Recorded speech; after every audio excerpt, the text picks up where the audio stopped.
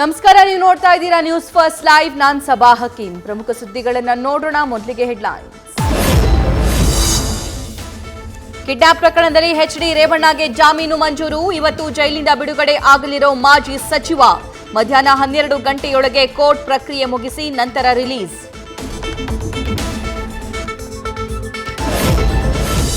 ರೇವಣ್ಣಗೆ bale ಸಿಕ್ಕ ಮೇಲೆ SIT ಮುಂದಿನ ನಡೆ ಏನು? ಎ2 ಸತೀಶ್ ಬಾಬು ವಿಚಾರಣೆ ನಡೆಸಿ ಹೇಳಿಕೆ ದಾಖಲಿಸಿಕೊಳ್ಳಲಿರೋ ಅಧಿಕಾರಿಗಳು. ಅಗತ್ಯ ಬಿದ್ರೆ ರೇವಣ್ಣಗೂ ಮತ್ತೆ ನೋಟಿಸ್.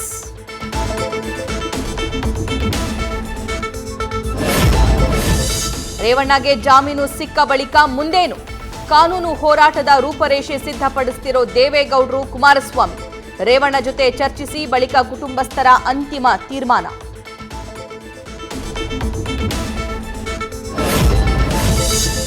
ಇದು ಟ್ರೇಲರ್ ಅಷ್ಟೇ, ಪಿಕ್ಚರ್ ಅಭಿ ಬಾಕಿ ಹೈ. ಈಗ ರೈಟ್ ಲೆಫ್ಟ್ ಅರೆಸ್ಟ್, ವಾರದಲ್ಲೇ ಸೂತ್ರಧಾರಿಗಳು ಹೊರಬರ್ತಾರೆ. ಪ್ರೀತಂ ಗೌಡ ಆಪ್ತರ ಬಂಧನ ಬಳಿಕ ಶಾಸಕ ಗಣಿಗ ರವಿಕುಮಾರ್ ಸ್ಫೋಟಕ ಹೇಳಿಕೆ. 3 ದಿನಗಳ ಕಸ್ಟಡಿಗೆ ಪಡೆದ ಹೊಳೆನರಸೀಪುರ ಪೊಲೀಸರು. ಇವತ್ತಿಂದ ವಕೀಲ ದೇವರಾಜೇಗೌಡ ವಿಚಾರಣೆ. 2-3 ಸ್ಥಳಗಳ ಮಹಜರು ಸಾಧ್ಯತೆ. ಇತರೆ ಸಾಕ್ಷ್ಯಗಳನ್ನು ಕಲೆ ಹಾಕ್ತಿರೋ ಪೊಲೀಸರು.